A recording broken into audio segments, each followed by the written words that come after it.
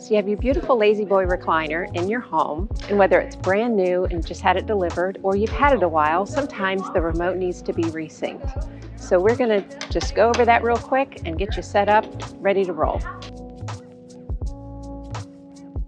So step one is we're going to turn off the Do Not Disturb button on the side of your recliner. Now on some of the older models, you will have the Do Not Disturb button. On some of the newer models, we don't have that. So don't worry if you're missing a Do Not Disturb button.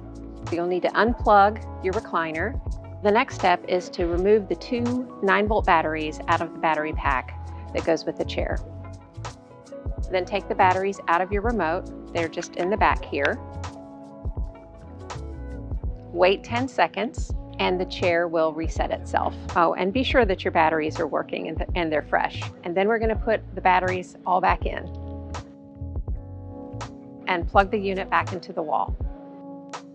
So now it's time to use your handy either paper clip or safety pin, and you're going to find the reset hole. It's kind of hard to find, but it's right here under the batteries.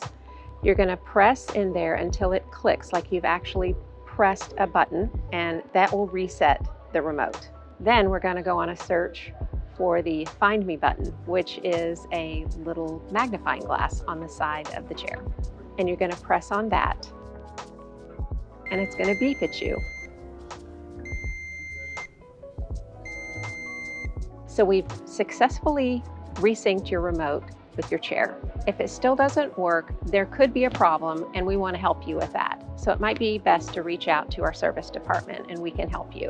Thank you for watching, and come visit us in any one of our 8 stores in South Carolina, North Carolina, and Georgia. Happy reclining.